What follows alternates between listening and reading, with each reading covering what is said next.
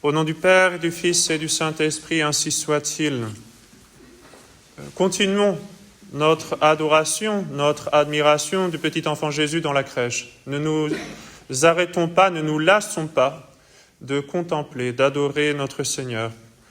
L'Église nous a donné comme premier point de vue dans cette nuit de Noël à l'introïte, c'était vrai également de la première antienne des matines, ce premier regard de paix et de joie qui était celui de Dieu le Père. « Tu es mon Fils, je t'ai engendré aujourd'hui. » Et nous devons nous aussi exercer ce regard de complaisance envers le divin enfant, admirer l'enfant Jésus, le reconnaître comme le Fils qui nous a été donné, l'adorer, l'aimer, comme les bergers de Bethléem ont été appelés à le faire. C'est un exercice spirituel qui est simple et qui pourtant est très sanctifiant. C'est celui des saints du ciel, n'est-ce pas? La vision béatifique, de voir Dieu, d'admirer Dieu, de contempler Dieu. Et c'est cela qui les garde dans la sainte volonté de Dieu, ce qui les empêche, qui leur rend absolument impossible et même impensable de jamais se détourner de lui.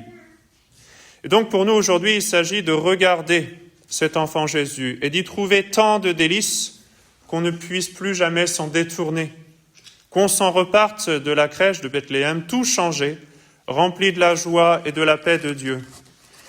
Par des circonstances bien choisies, le bon Dieu a voulu nous faciliter cette sorte de vision béatifique de Noël, cet exercice de complaisance, d'admiration, d'adoration.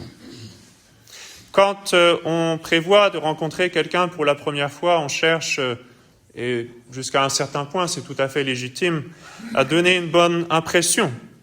On veut bien présenter. Parfois, peut-être, la vanité nous conduit même à nous donner des airs, à nous donner des ornements de façon inhabituelle. On utilise plein de petits riens, on utilise du vide, c'est-à-dire des créatures, pour nous mettre en valeur, parce que nous sommes nous-mêmes peu de choses. Mais notre Seigneur Jésus-Christ est Dieu, et il n'a pas besoin d'autre chose pour mettre par-dessus, pour cacher. En n'ayant rien pour paraître à Bethléem, il manifeste qu'il est lui-même tout. Il ne veut donc pas nous mettre de la poudre aux yeux, avec autre chose. La vision béatifique, c'est la vision de Dieu, ce n'est pas la contemplation des créatures, en tout cas pas en elles-mêmes ni pour elles-mêmes.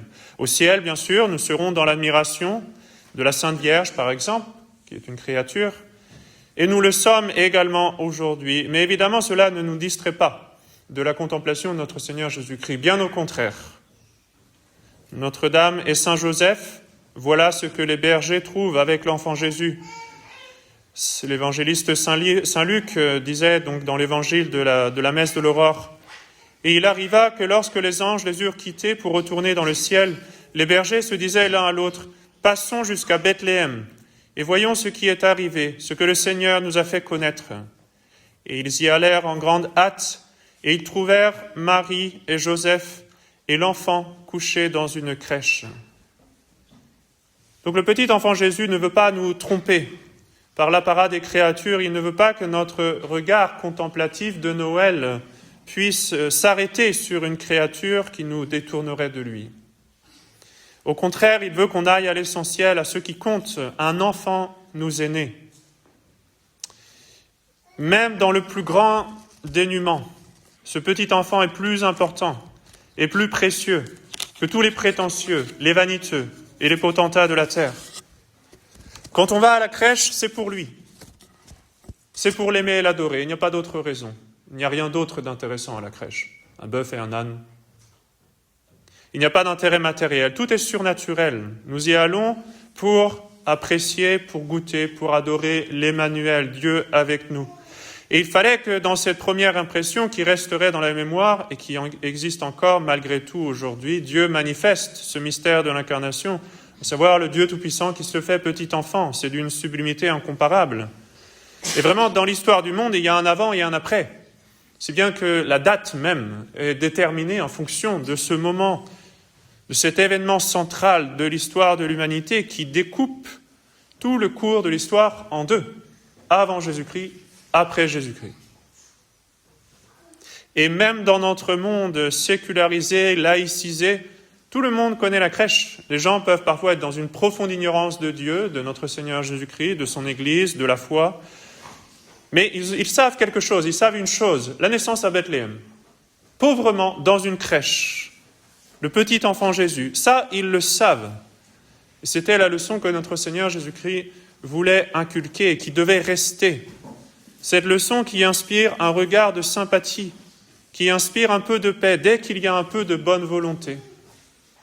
Même chez les gens qui sont encore parfois loin du bon Dieu, mais il y a un petit peu peut-être de bonne volonté. Alors Noël est objet de réjouissance et de paix.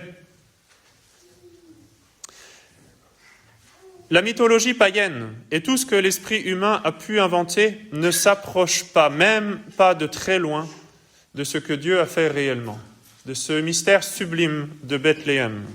Dieu se fait enfant des hommes pour que l'homme puisse devenir enfant de Dieu. C'est ce que la liturgie appelle un commerce admirable, un échange admirable.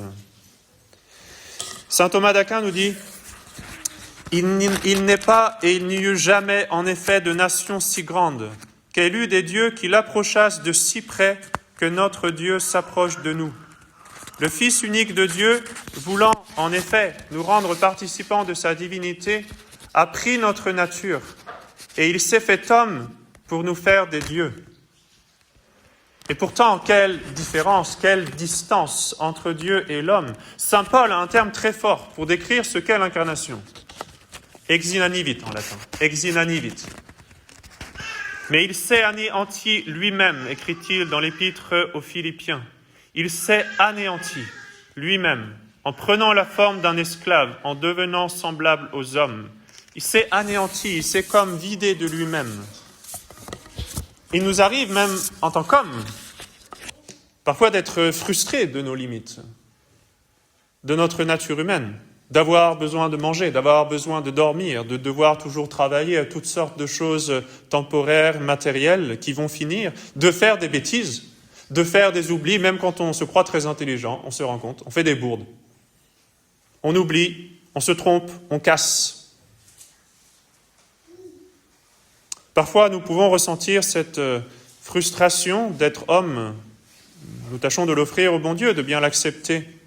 Mais nous sommes des hommes. Et la nature humaine, parfois, nous pèse.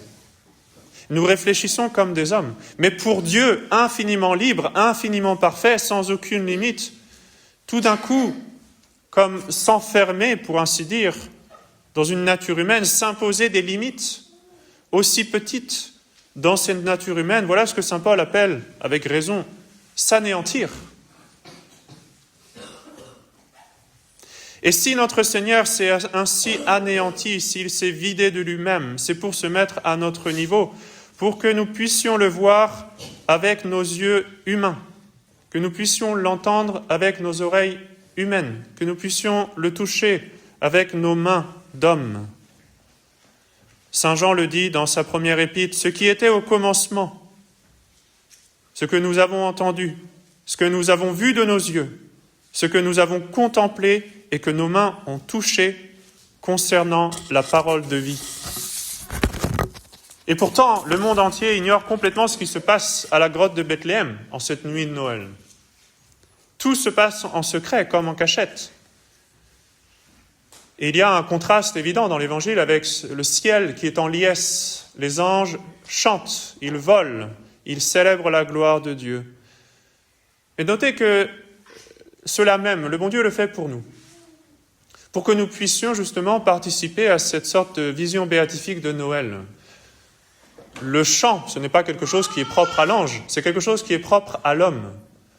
Et le bon Dieu veut qu'en cette nuit de Noël, dans l'admiration d'un Dieu fait homme, les anges jouissent de la vision béatifique et le manifestent d'une façon d'homme, en chantant, en se réjouissant. Et le regard, ce regard de Dieu le Père lui-même dont je vous ai parlé, « Tu es mon Fils, je t'ai engendré aujourd'hui ». Le bon Dieu nous le manifeste également d'une façon adaptée aux hommes.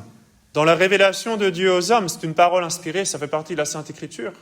Mais pas n'importe quel livre de la Sainte Écriture, le livre des psaumes, un livre de chants, pour célébrer cette joie. Toutefois, ce n'est pas en réalité Dieu le Père lui-même qui nous fait part de cette parole, comme pour nous montrer ce mystère intérieur à la Trinité que nous ne pouvons connaître qu'indirectement. La parole du psaume dit en effet « Le Seigneur m'a dit ». Donc c'est en regardant l'enfant Jésus que nous voyons ce reflet de cette complaisance du Père. C'est lui qui nous révèle cette béatitude du Père qui le regarde. Et au-delà de toutes ces apparences défavorables, donc, un tout petit enfant ignoré à Bethléem, Dieu le Père continue d'engendrer son Fils, qui est maintenant revêtu d'une nature humaine, et il met dans ce Fils éternel, devenu petit enfant tout frêle, ses complaisances, sa béatitude. « Tu es mon Fils, je t'ai engendré aujourd'hui, celui en qui j'ai mis toutes mes complaisances. » Cela nous donne vraiment une perspective surnaturelle des choses. Ce qui passe inaperçu, insignifiant aux yeux du monde, est célébré avec solennité au ciel, fait même la joie de Dieu au ciel, la béatitude de Dieu lui-même. Et inversement, bien souvent, ce que le monde célèbre avec pompe et solennité, ce qui lui procure une certaine joie, souvent fausse et éphémère sur la terre, est insignifiant et inaperçu au ciel. La perspective des choses change complètement avec le regard de la foi. Mais Dieu non seulement s'est fait homme, et il s'est fait petit enfant pour nous faciliter ce regard de complaisance, ce regard de béatitude. Personne, en effet, ne peut se sentir menacé par un petit enfant. On n'a pas peur de regarder un petit enfant. On aurait peur de regarder le juge des vivants et des morts, qu'est notre Seigneur Jésus-Christ en vérité. Mais nous n'avons pas peur de regarder un petit enfant. Même il y a un côté attractif, nous aimons regarder les petits enfants. Il y a une innocence, il y a une beauté que nous admirons. Et donc notre Seigneur s'est fait petit enfant pour pas que nous nous sentions menacés. Le Fils de l'homme, a-t-il dit, n'est pas venu perdre les âmes, mais les sauver. Instinctivement, tout être humain honnête manifeste de la bienveillance envers un enfant. On veut l'aider. Il est naturellement difficile d'être ennemi d'un petit enfant. Donc Dieu offensé, Dieu outragé, pour nous réconcilier, fait le premier pas, un pas qui franchit un abîme, un pas que seul Dieu pouvait faire. C'est lui qui vient à nous. Et il le fait avec toute l'humilité possible, ayant peur, d'une certaine façon, de piquer notre orgueil, de froisser notre susceptibilité. Il a tout fait pour que nous soyons bien disposés à le recevoir, à l'aimer, à le contempler, à le regarder. Hélas, malgré tant de prévenance et contre toute vraisemblance, ce petit enfant n'est pas reçu. Le soir de Noël, ce petit enfant sera même pourchassé pour être assassiné. On ne veut pas le recevoir et on ne veut pas même le voir. On ne veut pas le regarder. Quel est son crime ? Il vient pour nous sauver. Son crime, être fils de Dieu et s'être fait homme. C'est ce que les Juifs diront lors de la Passion. Nous avons une loi et selon notre loi, il doit mourir parce qu'il s'est fait fils de Dieu. Aujourd'hui donc, en cette fête de Noël, chantons avec les anges. Les anges ont pratiqué d'une certaine façon la vision béatifique d'une façon humaine, la nuit de Noël. Et depuis lors, il n'y a pas de fête si joyeuse que Noël, pas de fête pour laquelle nous chantons tant qu'à Noël. Nous chantons avec allégresse, nous chantons avec joie, en voyant ce petit enfant. Réjouissons-nous avec les bergers de cette bonté de Dieu qui est descendue jusqu'à nous. Réjouissons-nous avec la Sainte Vierge et Saint Joseph. Félicitons-les, louons-les, car Dieu vraiment a fait en eux de grandes choses. Dans l'histoire de l'humanité, en effet, il y a un avant et un après l'incarnation. Il y a un avant et un après l'Emmanuel, Dieu avec nous. Tout change ce jour-là. Le bon Dieu que nous avions offensé avec une ingratitude infinie et duquel nous n'avions droit d'attendre que de la colère, que la punition et le châtiment, voilà qu'il s'est approché de nous, voilà qu'il s'est fait semblable à nous, voilà qu'il veut vivre parmi nous parce qu'il nous a aimés le premier. alors que nous ne l'aimions pas, et qu'il veut que nous l'aimions en retour. Quand nous regardons donc ce petit enfant, nous voyons quelque chose de tout divin, quelque chose de vraiment béatifiant, que Saint Jean nous rapporte en ces termes dans sa première épître et qui doit être toute la joie de notre vie. L'amour de Dieu s'est manifesté parmi nous en ceci. Dieu a envoyé son Fils unique dans le monde afin que nous vivions par lui. L'amour consiste en ce que ce n'est pas nous qui avons aimé Dieu, mais que c'est lui qui nous a aimés le premier et qui a envoyé son Fils comme une propitiation pour nos péchés. Au nom du Père et du Fils et du Saint-Esprit, ainsi soit-il.